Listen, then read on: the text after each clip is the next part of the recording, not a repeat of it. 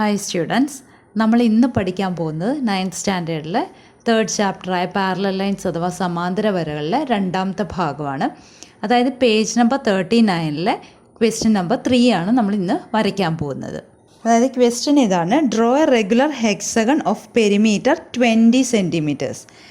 അതായത് 20 സെൻറ്റിമീറ്റർ ചുറ്റളവുള്ള സമഷഡ്ഭുജം വരയ്ക്കുക. ഒരു റെഗുലർ ഹെക്സഗണിനെ വരയ്ക്കുന്ന രീതിയാണ്.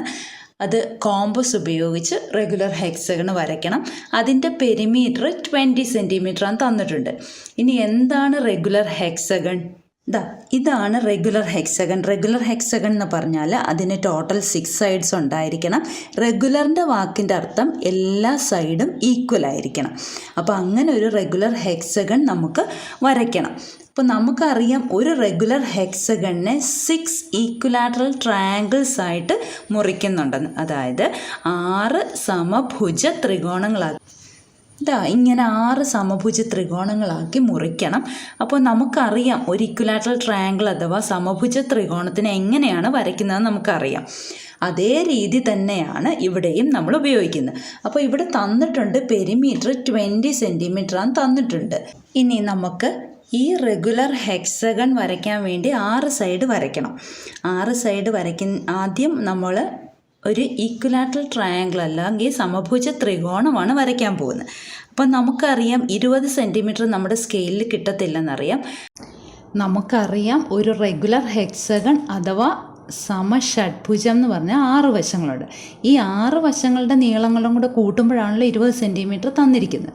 അപ്പോൾ നമുക്ക് 20 സെൻറ്റിമീറ്റർ സ്കെയിലില്ല താനും. അപ്പോൾ നമ്മൾ എന്ത് ചെയ്യുന്നതെന്ന് വെച്ചാൽ അതിൻ്റെ പകുതിയായ 10 സെൻറ്റിമീറ്റർ എടുത്തിട്ട് ഈ 3 വശങ്ങൾ വെക്കും. ടോട്ടൽ 6 വശങ്ങളാണുള്ളത്. പകുതിയാകുമ്പോൾ 3 വശം കിട്ടും. അങ്ങനെ നമ്മൾ കംപ്ലീറ്റ് ആക്കിയിട്ട് പിന്നെ അതിൻ്റെ ഇരട്ടിയാക്കുമ്പോൾ 6 സമഭുജ ത്രികോണങ്ങൾ വരച്ച് 20 സെൻറ്റിമീറ്റർ പെരിമീറ്റർ ആക്കി കൊണ്ടുവരും. അപ്പം നമുക്ക് വരയ്ക്കാം. 10 സെൻറ്റിമീറ്റർ എടുക്കുകയാണ്. 10 സെൻറ്റിമീറ്റർ വരച്ച് അതിനെ 3 ഭാഗിച്ചിട്ട് 3 തുല്യ ഭാഗങ്ങളാക്കി മുറിച്ചിട്ട് ഒരു ഈക്വലാറ്ററൽ ട്രയാങ്കിൾ ഉണ്ടാക്കുകയാണ് നമ്മൾ ആദ്യം ചെയ്യുന്നത്. ഇനി ഇവിടെ ഈ റെഗുലർ ഹെക്സഗണിനകത്ത് 6 ഈക്വലാറ്ററൽ ട്രയാങ്കിളുണ്ട്. അപ്പോൾ ഒരെണ്ണം കിട്ടിക്കഴിഞ്ഞാൽ ബാക്കി 5 നമുക്ക് വരയ്ക്കാമല്ലോ, എളുപ്പത്തിൽ വരയ്ക്കാമല്ലോ. അപ്പോൾ ആദ്യം നമുക്ക് ആ 10 സെൻറ്റിമീറ്റർ എടുക്കണം. 20 സെൻറ്റിമീറ്റർ നമുക്ക് സ്കെയിലിൽ, നമ്മുടെ സാധാരണ സ്കെയിലിൽ വരയ്ക്കാൻ പറ്റത്തില്ല. അപ്പോൾ അതിന് വേണ്ടിയിട്ട് 10 സെൻറ്റിമീറ്റർ ആദ്യം വരയ്ക്കാം. ഞാനിവിടെ 10 സെൻറ്റിമീറ്റർ വരച്ചു. ഇനി നമുക്ക് എന്താ ചെയ്യേണ്ടത്? 10 സെൻറ്റിമീറ്റർ വരച്ചതിന് ശേഷം കുറച്ച് ചെരിച്ച് 9 സെൻറ്റിമീറ്റർ വരയ്ക്കുക. കാരണം 10നെ 3 ആക്കി ഈക്വലായിട്ട് മുറിക്കാൻ പറ്റത്തില്ല. അപ്പോൾ 9 എടുത്തു കഴിഞ്ഞാൽ 3, 3, 3 അങ്ങനെ നമുക്ക് മുറിക്കാൻ പറ്റും.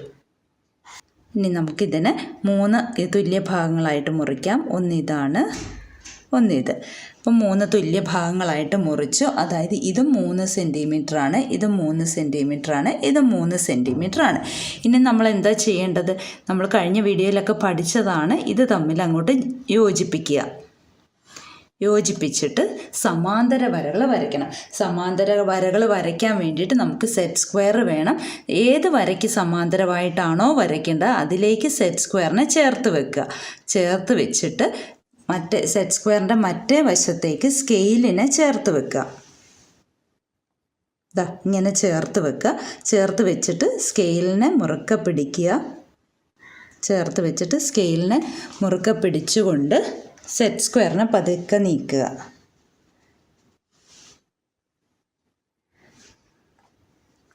എന്നിട്ട് ആ വര യോജിപ്പിച്ചാൽ നമുക്ക് സമാന്തര വര കിട്ടി. അതേപോലെ തന്നെ നമുക്ക് മറ്റേ പോയിന്റിൽ കൂടെയും സമാന്തര വര വരയ്ക്കണം. ഇപ്പം നമ്മൾ 10 സെൻറ്റിമീറ്ററിന് 3 തുല്യ ഭാഗങ്ങളായിട്ട് മുറിച്ചിട്ടുണ്ട്. ഇനി ഞാൻ പറഞ്ഞിരുന്നു ഇവിടെ ഈ ഫിഗറിൽ ഇത് റെഗുലർ ഹെക്സഗൺ ആണ്. റെഗുലർ ഹെക്സഗൺ എന്ന് പറയുമ്പോൾ ഈ എല്ലാ സൈഡും തുല്യമാണ്. മാത്രവുമല്ല ഈ ഓരോ ത്രികോണവും ഈക്വലാറ്ററൽ ട്രയാങ്കിളാണ്. അതായത് ഈ ഫിഗറിനകത്ത് ഏതൊക്കെ വരയുണ്ടോ അതിൻ്റെ എല്ലാം നീളങ്ങൾ തുല്യമാണ്. അപ്പോൾ നമുക്ക് ഒരു ഈക്വലാറ്ററൽ ട്രയാങ്കിൾ കിട്ടിയാൽ മതി. ഇനി ഇവിടെ നോക്കിക്കേ, ഇതാണ് ഒരു ഈക്വലാറ്ററൽ ട്രയാങ്കിളിൻ്റെ ഒരു വശം. ഞാൻ കഴിഞ്ഞ വീഡിയോയിൽ അത് നന്നായിട്ട് പറയുന്നുണ്ട്. അപ്പോൾ ഇത് ഒരു ഈക്വലാറ്ററൽ ട്രയാങ്കിൾ നമുക്ക് കിട്ടിക്കഴിഞ്ഞാൽ ഇങ്ങോട്ട് ഒരു ആർക്ക് വരയ്ക്കുന്നു. അതേ അളവിൽ തന്നെ ഇപ്പുറത്തെ പോയിന്റിൽ നിന്നും വരച്ച് കഴിയുമ്പോൾ നമുക്ക് ഇക്വിലാറ്ററൽ ട്രയാങ്കിൾ കിട്ടും. ഇപ്പം നമുക്കൊരു ഇക്വിലാറ്ററൽ ട്രയാങ്കിൾ കിട്ടി. ഇനി അതേപോലെ തന്നെ ഇപ്പുറത്തെ സൈഡിലേക്ക് നമ്മൾ വരയ്ക്കും. അതിന് പകരം നമുക്ക് എളുപ്പമാർഗ്ഗമുണ്ട്. ഇത് നോക്കിക്ക്, ഞാൻ പറഞ്ഞു ഇതെല്ലാ പോയിൻറ്റ്സ് എല്ലാ ലെങ്ത്തും തുല്യമാണ്. അപ്പോൾ ഇത് സെൻറ്റർ ആക്കിക്കൊണ്ട് ഒരു സർക്കിൾ വരച്ച് കഴിഞ്ഞാൽ നമുക്ക് ഓരോ വേർട്ടെക്സും ആ സർക്കിളിൽ ടച്ച് ചെയ്തേ പോകത്തുള്ളൂ. അപ്പോൾ നമുക്ക് ഈ ഇക്വിലാറ്ററൽ ട്രയാങ്കിളിൻ്റെ ഈ പോയിൻ്റ് ഉണ്ടല്ലോ അത് സെൻറ്റർ ആക്കിക്കൊണ്ട് ഇത് റേഡിയസും ആക്കി എടുത്തുകൊണ്ട് നമ്മളൊരു സർക്കിളാണ് ഇനി വരയ്ക്കാൻ പോകുന്നത്.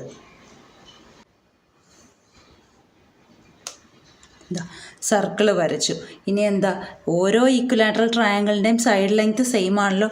അപ്പോൾ ഇവിടെ നിന്ന് ഇങ്ങോട്ട് എടുത്തു കഴിഞ്ഞാൽ അടുത്ത സൈഡായി, വീണ്ടും എടുത്തു കഴിഞ്ഞാൽ അടുത്ത സൈഡായി. അങ്ങനെ നമുക്ക് 6 സൈഡും കണ്ടുപിടിക്കാം. കണ്ടല്ലോ. ഇനി ഇതിലേക്ക് അങ്ങ് ജോയിൻ ചെയ്താൽ മാത്രം മതി.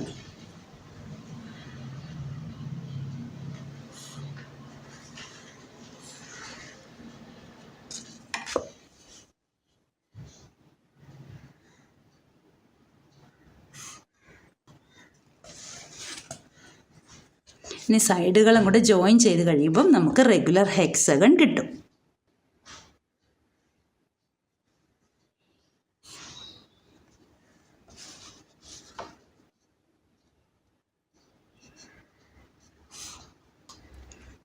ഇതാണ് നമ്മുടെ റെഗുലർ ഹെക്സഗൺ. നമ്മളിവിടെ കംപ്ലീറ്റ് ആക്കിയിട്ടുണ്ട്. ഇത് ഇമ്പോർട്ടൻ്റ് ആയിട്ടുള്ള ഒരു ചോദ്യമാണ്. നമുക്ക് റെഗുലർ എന്ന് പറയുമ്പോൾ അതിൻ്റെ അർത്ഥം തന്നെ എല്ലാ സൈഡും ഈക്വലാണ്. അപ്പോൾ എല്ലാവർക്കും മനസ്സിലായി കാണുമെന്ന് വിചാരിക്കുന്നു. Thank you.